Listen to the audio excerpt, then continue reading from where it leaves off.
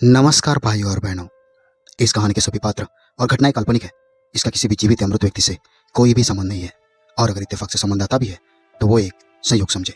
इस कहानी के जरिए अंधश्रद्धा फैलाने का कोई भी मकसद नहीं है। तो चलिए कहानी शुरू करते हैं। मैंने अपने पसंद की शादी की थी। मेरी पत्नी बहुत ही सुंदर थी, लेकिन शादी के 3 दिन बाद मुझे पता चला कि वो एक तवायफ थी और उसने जानबूझकर मुझसे शादी की थी। अब मुझे उससे नफरत होने लगी थी। उसी नफरत में मैंने उसके कमरे में एक जहरीला सांप फेंक दिया और बाहर से कुंडी लगा दी ताकि सांप के काटने से वो मर जाए और किसी को शक भी ना हो। लेकिन जब शाम को मैंने कमरे का दरवाज़ा खोला तो पत्थर का हो गया, क्योंकि अंदर बीबी तो जिंदा थी, लेकिन उसके साथ में 3 छोटे छोटे। मेरी बीबी किसी से बात कर रही थी और वो हंस रही थी। जब उसने मुझे देखा तो बोली, तुम इंसान भरोसे के लायक नहीं होते। तुमने मुझसे शादी इसलिए की क्योंकि मैं खूबसूरत थी, लेकिन जब तुम्हें पता चला कि मैं एक तवाइफ हूं तो तुम मुझे मारने की कोशिश करने लगे। अगर तुम मुझसे ऐसा कहते कि मैं तुम्हें पसंद नहीं करता तो मैं तुम्हारी जिंदगी से चली जाती।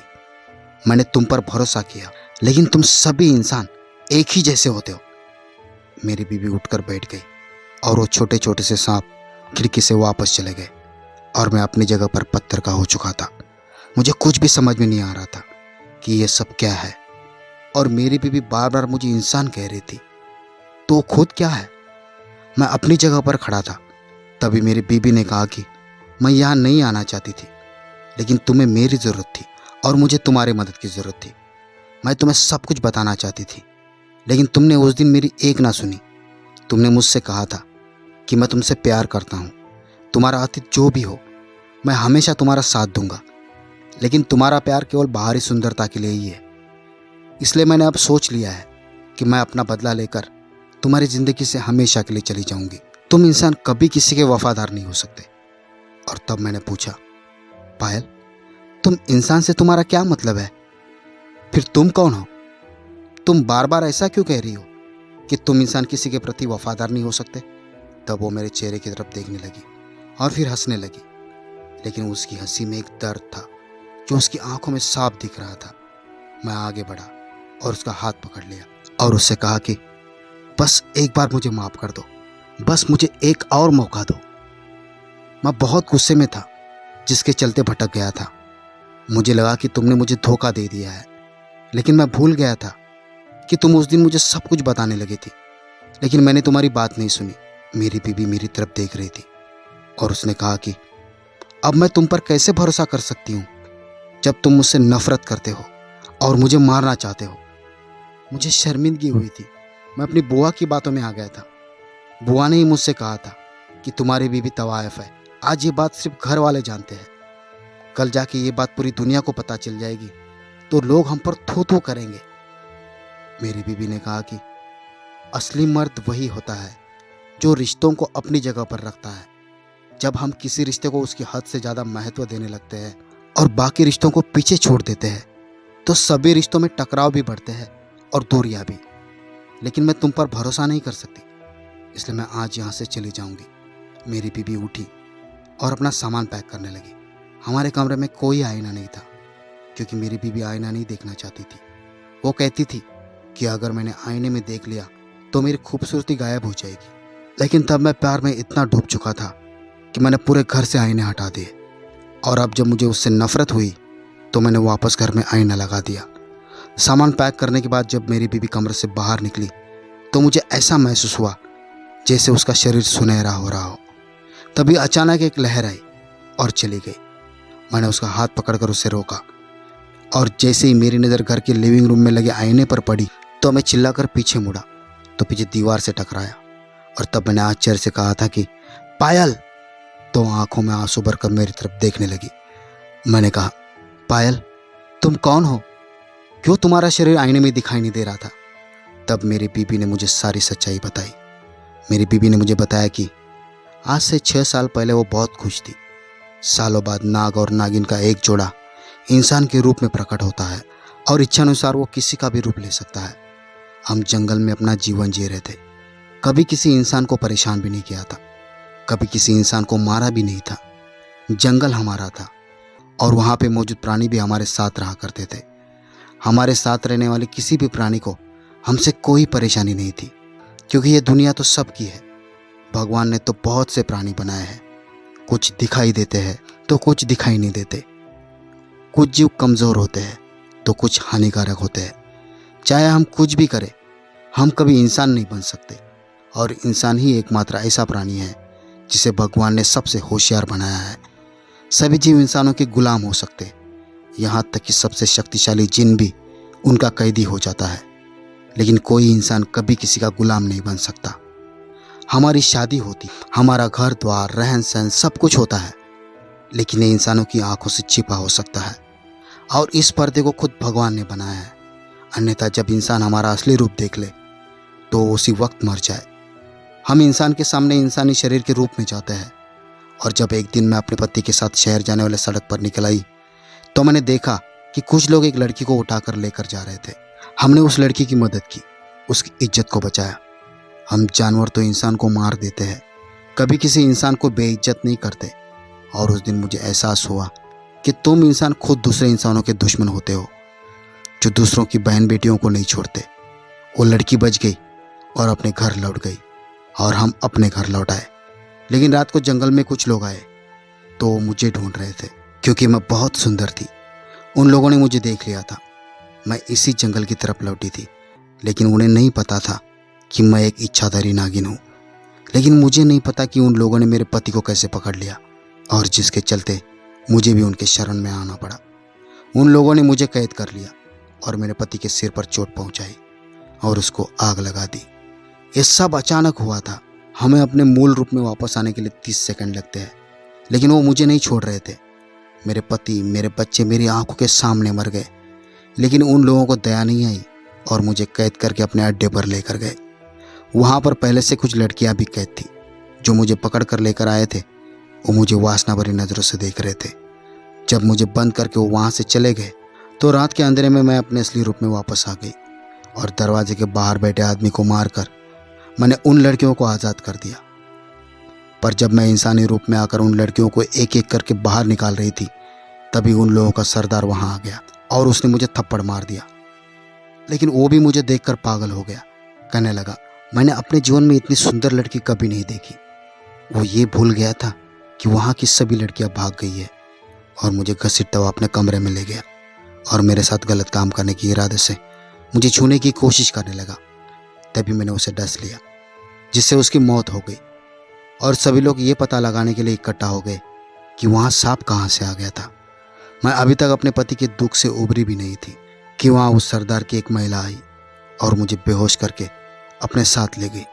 मुझे एक कमरे में बंद कर दिया गया था। तभी उस कमरे में वही 3 आदमी आए जिन्होंने मेरे पति और बच्चों को मार डाला था। मैं उन लोगों को भी मारना चाहती थी, लेकिन उनमें से एक आदमी के पास नागमणि थी, और वो ये नहीं जानते थे कि ये नागमणि है। उस सरदार की वो औरत के जाने के बाद उनमें से एक आदमी को मैंने मार दिया, लेकिन दूसरा मुझे कोठे पर ले गया था। उसने सुंदराबाई से कहा कि वो मेरे साथ रहना चाहता है, और मैं भी इसी इंतज़ार में थी। उस रात मैंने उसको भी मार डाला और अपना बदला ले लिया। आपको तो पता है, यदि नाग नागिन के जोड़े में से एक भी मर जाता है तो दूसरा बदला ले लेता है, भले ही वो इंसान दुनिया के किसी भी कोने में छिप जाए। नाग नागिन उसे ढूंढ ही लेती है, वो कभी किसी को माफ़ नहीं करती। और अब मैं तीसरे आदमी की तलाश कर रही थी जिसने मेरे पति को घायल कर दिया था। वो कहता था कि मैं उसकी हूँ, अच्छा हुआ सब मर गए। हर बार मैं अपनी इज्जत बचा रही थी, और मुझे पूरा यकीन था कि किस्मत मेरा साथ देगी।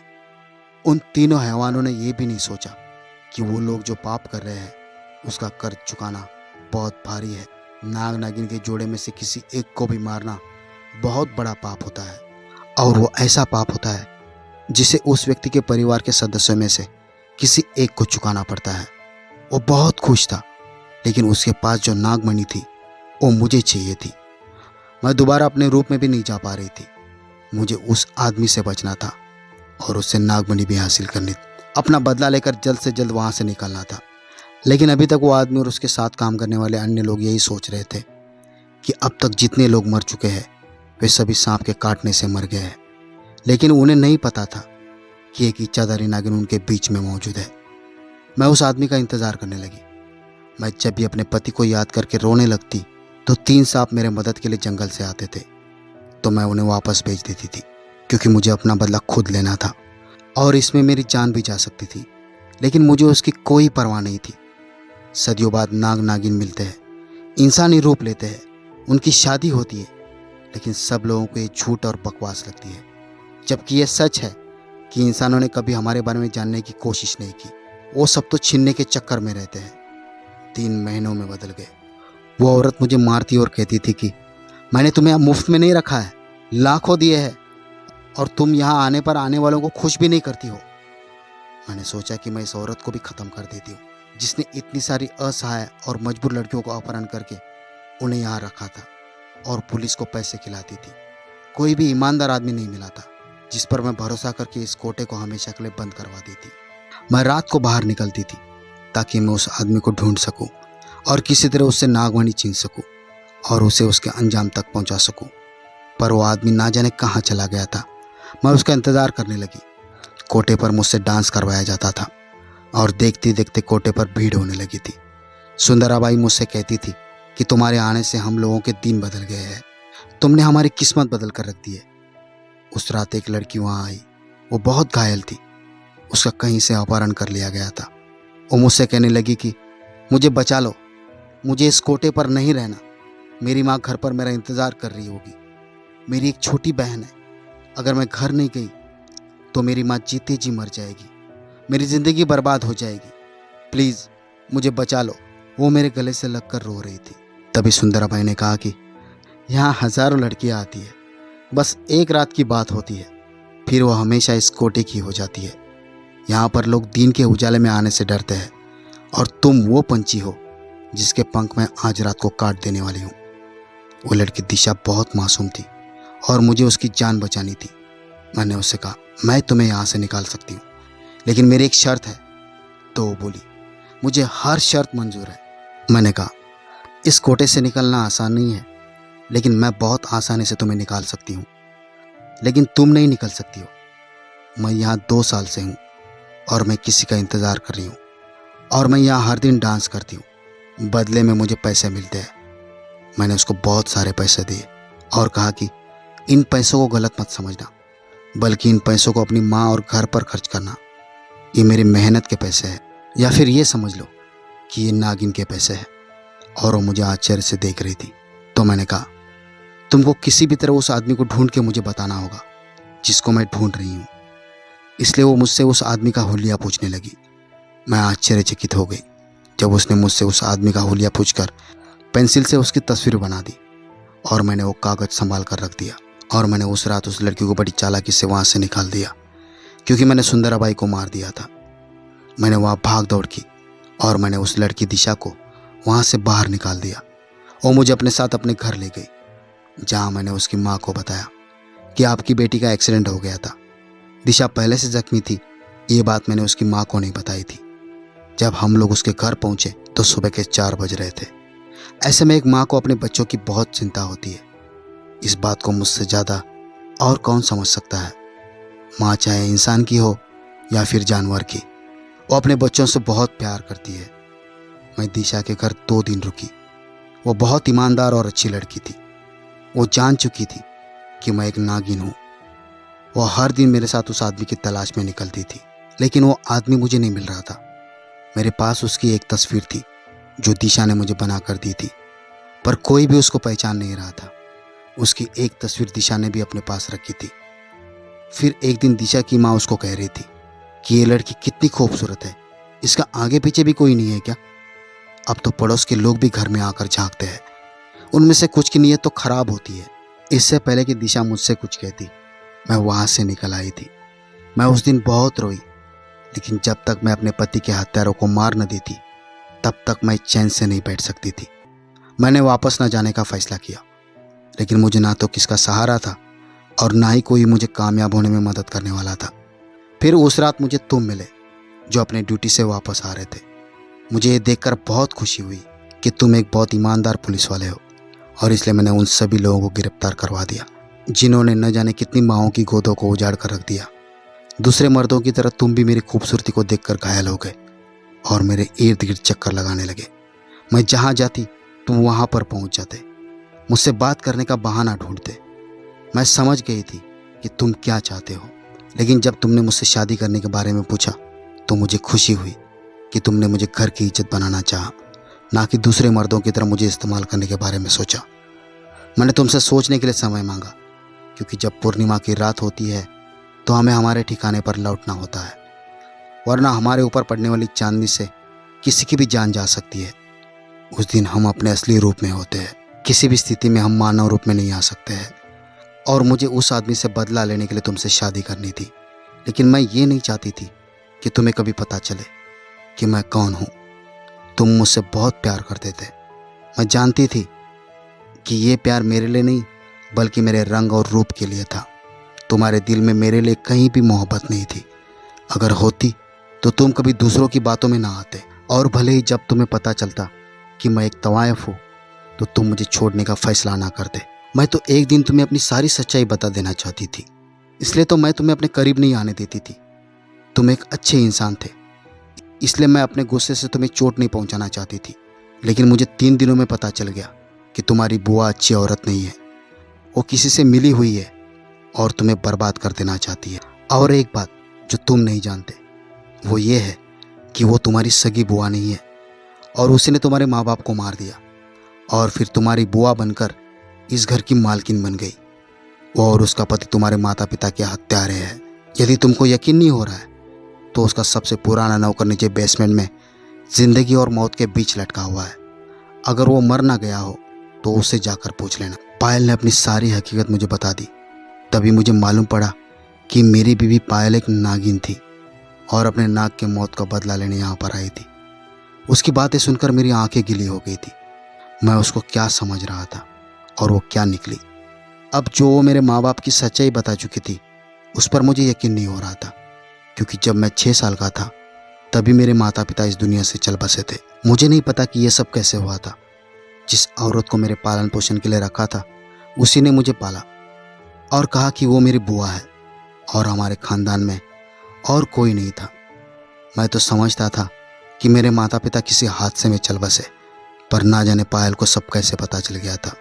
मेरी बुआ हकीकत में हमारी नौकरानी थी। वो हमारी सारी जायदाद हड़प लेना चाहती थी। यहाँ तक कि उसने मुझे कहा था कि भाई साहब के जायदाद में मेरा भी हिस्सा बनता है और मैं चाहती हूँ कि मेरा हिस्सा मुझे दे दो ताकि मैं यहाँ से चली जाऊँ। लेकिन हर बार वो काम मुझसे अधूरा रह जाता था और मैं समझ नहीं सका कि इसके पीछे क्या कारण था। मैं भागता हुआ बेसमेंट में पहुँचा तो देखा वहाँ एक बुढ़ा आदमी रस्सियों से बंधा हुआ था। उसकी हालत बहुत ख़राब थी। मैं उसे अस्पताल लेकर पहुँचा और होश आने पर उसने मुझे सब कुछ बता दिया। मैं हैरान था कि मेरे घर में भी बेसमेंट है और मुझे इसके बारे में कुछ भी नहीं पता था। मुझे नहीं पता कि मुझे ये सब कुछ कैसे पता नहीं चला, और पायल को 3 दिन में ये सब कुछ पता चल गया। मैं घर वापस आया। मैंने अपने पत्नी पायल को पूरे घर में देखा, लेकिन वो कहीं नहीं थी। वो वापस जा चुकी थी। मैं उसे छोड़ना नहीं चाहता था, उसकी जो भी हकीकत थी, मगर मैं उसे अपने साथ इसी घर में रखना चाहता था। मैं पागलों की तरह ढूंढते हुए पायल को पुकार रहा था। 4 दिन बीत चुके थे, लेकिन वो मुझे कहीं नहीं मिली थी। मुझे ऐसे लग रहा था जैसे मैं सच में उससे प्यार करने लगा था। और फिर मुझे उस लड़की दिशा का ख्याल आया था। जिस इलाके का जिक्र पायल ने किया था, मैं वहाँ पर चला गया था। मुझे नहीं पता कि उसका घर कहाँ है। इतने बड़े इलाके में मैं उसे कहाँ ढूंढता। तभी मैंने बच्चों को एक घर से बाहर आते देखा तो मैंने पूछा, क्या आप यहाँ किसी दिशा को जानते हो जो अपनी माँ और बहन के साथ रहती है? उस बच्चे ने कहा, टीचर दिशा का घर यही है। तो मैंने सीधे उसके घर पे जाके घर का दरवाज़ा खटखटाया तो एक लड़की ने दरवाज़ा खोला और मैंने उस लड़की से कहा, मैं दिशा से मिलना चाहता हूँ। तो उसने कहा, मैं ही दिशा हूँ। तो मैंने कहा, क्या तुम पायल को जानती हो? तो उसने कहा, जी जी, पायल मेरी दोस्त है। वो कल ही तो यहाँ आई थी। वो कह रही थी कि उसे उसका मुजरिम मिल चुका है, अब वो हमेशा के लिए वापस जा रही है। मैंने कहा, मैं आकाश हूँ, मैं पायल से एक बार मिलना चाहता हूँ। तो वो कहने लगी, मैं जानती हूँ कि आप उसके पति हो। वो कई बार तुम्हारा जिक्र कर चुकी है, लेकिन मुझे उसके बारे में कुछ मालूम नहीं है। वो इस वक्त कहाँ है? वो खुद मुझसे मिलने यहाँ आती है। ये सब जानने के बाद मैं निराश होकर वापस लौट आया था। ना जाने वो कौन सा जंगल था जहाँ से वो इंसानों के बीच आई थी। मैं ये सोच ही रहा था तभी मैंने देखा मेरी बुआ अपने पति के साथ घर लौट रही थी। मैंने उनसे कुछ नहीं कहा। मैं चाहता था कि वो औरत यानी मेरी बुआ घर वापस आ जाए, क्योंकि मैंने उनके खिलाफ पुलिस में रिपोर्ट दर्ज की थी। जैसे वो झूठे और धोखेबाज लोग घर आए तो पुलिस उनको गिरफ्तार कर ले। इतने में मुझे याद आया कि दिशा ने मुझे एक कागज दिया था और कहा था कि पायल ने आपके लिए दिया था। मैंने जैसे उस कागज को खोल कर देखा तो मुझे हर चीज़ घूमती हुई नजर आ रही थी। मैं जल्द से जल्द घर पहुंचना चाहता था, क्योंकि पायल का तीसरा मुजरिम कोई और नहीं बल्कि मेरी बुआ का पति था। जैसे मैं घर पहुंचा तो मैंने देखा कि मेरे बुआ के पति की मौत हो चुकी थी और उनके गले में पहनी नागमणि भी गायब थी। बुआ ने मेरी तरफ देखा और मुझे गले लगा लिया और रोने लगी। मैंने कहा कि मुझे छूना भी मत, अपने पति की लाश उठाओ और इस घर से चली जाओ। मैं तुम्हारे बारे में पूरी सच्चाई जान चुका हूँ। और ये भी आपको किसने बताया कि मेरी बीवी तवायफ थी? आपके पति ने आपको बताया था ना? लेकिन आप एक बात भूल गई कि आपके पति को कैसे पता चला कि वो एक तवायफ है। दिन के उजाले में नेक और इज्जतदार बनने वाले लोग रात में अपनी इज्जत और नेकी कहाँ छोड़ कर आते हैं? और आपने जो मेरे माँ बाप के साथ किया, उनकी जान ले ली। आपको क्या लगता है मैं तुम्हें माफ कर दूंगा? बिल्कुल नहीं। इतने में पुलिस वहां पहुंच चुकी थी। पुलिस उस औरत को गिरफ्तार करके लेकर गई जिन्होंने सारी जिंदगी जिसको इज्जत दी, उसने ऐसे कैसे अपने ही मालिक को मार दिया और पूरी जायदाद पर कब्जा करके बैठ गई थी। और उसका पति, उसको उसके किए की सजा मिल चुकी थी। उसका अंत हो गया था। मैं अपने कमरे में चला गया जहां मेरी बीबी रहती थी। वो मेरे साथ 3 दिन रही थी और उसने मेरी आंखें खोल दी थी, वरना ये लोग ना जाने मेरे साथ क्या करते। और मुझे पता ही नहीं चलता कि पायल जिसको ढूंढ रही है वो इसी घर में रहता है। मैंने उस कमरे को हमेशा के लिए बंद कर दिया था जहां पायल रह रही थी। मुझे उससे सच्चा प्यार हो गया था। आखिर में मैंने दिशा से शादी कर ली और उसकी माँ और छोटी बहन को अपने साथ अपने घर ले आया था। मैं दिशा से कभी शादी नहीं करता अगर पायल ने मुझे बताया नहीं होता। जब उसने अपना बदला ले लिया था तो कुछ दिनों बाद मेरे पास वापस आ गई थी। उसने कहा कि जब मैं उसे याद करूंगी तब वो आ जाएगी। फिर कहा कि दिशा की जान खतरे में है, क्योंकि उसके चाचा ने उसे पहले भी बेच दिया था और अभी वो उसके घर के चक्कर लगा रहा है। मैंने उसके चाचा को सबक सिखा दिया था। पायल इंसान नहीं थी, फिर भी दोस्ती निभा गई।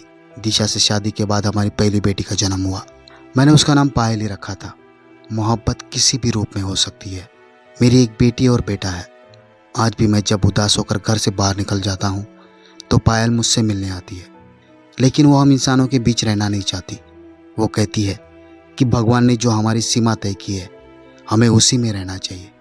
और मैं सोचता हूँ कि हम इंसान को भगवान ने इतना होशियार बनाने के बाद भी हम अपनी मर्यादाओं को क्यों भूल जाते हैं। तो भाइयों और बहनों, ये थी आज की कहानी। अगर आपको कहानी अच्छी लगी हो तो वीडियो को लाइक कीजिए, शेयर कीजिए और कमेंट भी कीजिए। और हाँ, सबसे ज़रूरी बात, अगर आपने अभी तक मेरे चैनल को सब्सक्राइब नहीं किया है तो प्लीज़ सब्सक्राइब करें। तो भाइयों और बहनों, मिलते हैं अगले वीडियो में एक और दिलचस्प कहानी के साथ। तब तक के लिए नमस्कार। धन्यवाद भाइयों और बहनों।